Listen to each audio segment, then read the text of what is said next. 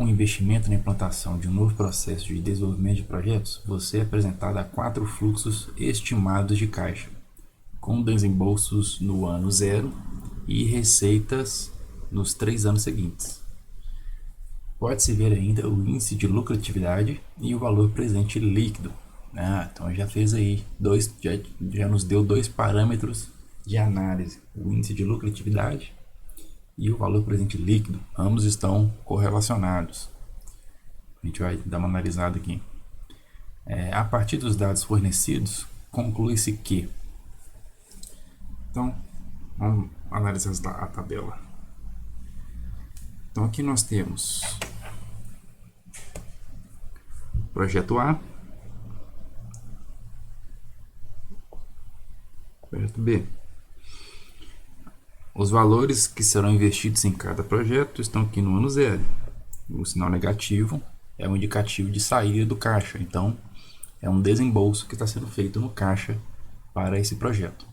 E aqui estão os respectivos estimativas de entrada no caixa ao longo de 3 anos, beleza? Então no projeto A tem esses valores aqui e o projeto B tem esses valores aqui. O que significa esses indicadores aqui, ó? O IL, que é o índice de lucratividade, e o VPL. O índice de lucratividade é apenas os caixas que são estimados para serem recebidos, levados ao tempo 0, ou seja, é feito um desconto aí de uma taxa. Aí essa taxa é conforme a taxa de atratividade. Então é feito um desconto aqui, ó, em cada fluxo. Por exemplo, no projeto A, vai receber R$50, né? Vamos supor que é reais ali no primeiro ano, e vai ter um desconto de uma taxa I, tá joia? Para a gente calcular o quanto que vale esse 50 no tempo 0, que é o nosso tempo de referência. Então lembre que o dinheiro ele tem valores diferentes em períodos diferentes. Então 85, por exemplo, seria descontado por uma mesma taxa, a taxa de atratividade, que não nos foi informado.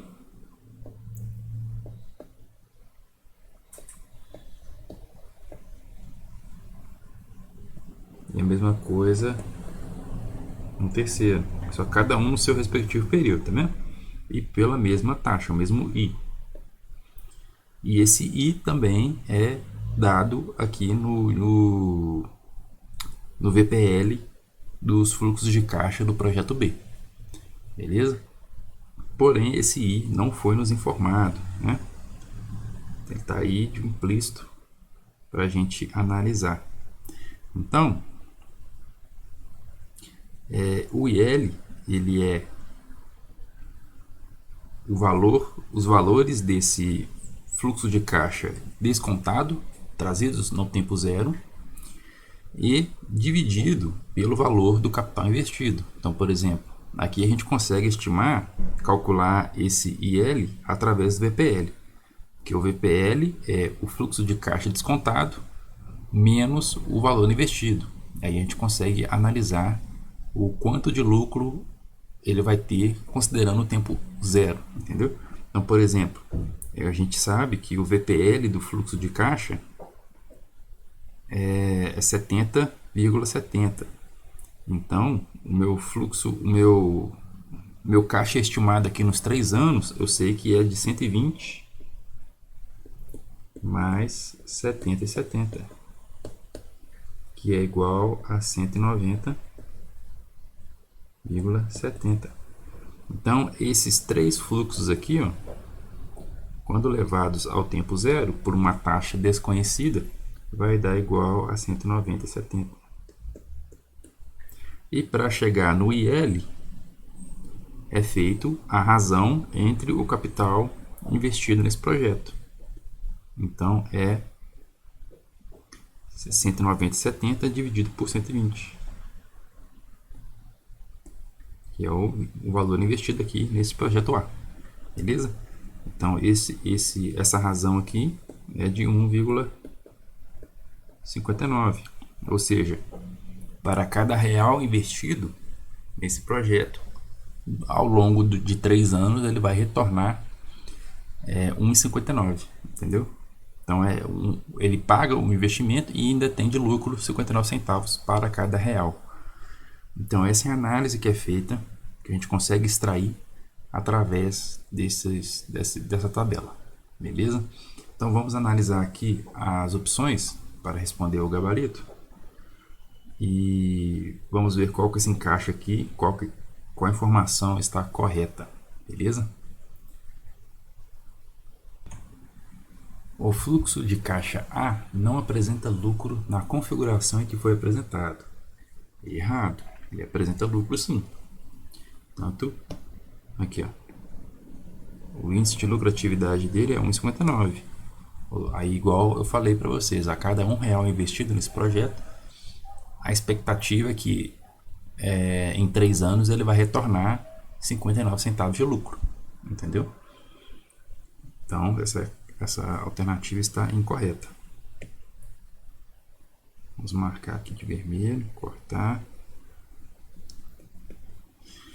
Os dois fluxos de caixa são superavitários, perfeito, correto. Mas o fluxo de caixa A pode ser considerado mais atrativo, incorreto. Então essa aí é meia verdadeira, e meia verdadeira é errada. Por quê? O fluxo A tem um IL de 1,59 e o projeto B tem um IL de 1,92.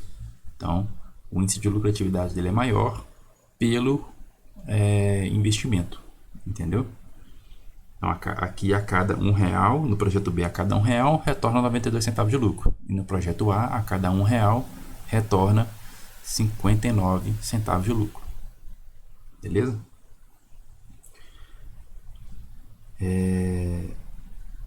Então, C. O fluxo de caixa B é menos lucrativo e atrativo que o fluxo de caixa A. Novamente, pelas mesmas razões, errado. Os dois fluxos de caixa indicam investimentos que serão recuperados e remunerados com taxa mínima de atratividade. Correto. Exatamente. Como é que eu posso garantir isso? Bom, pelo IL e pelo VPL. Se não fosse atingido a taxa mínima de atratividade, o VPL daria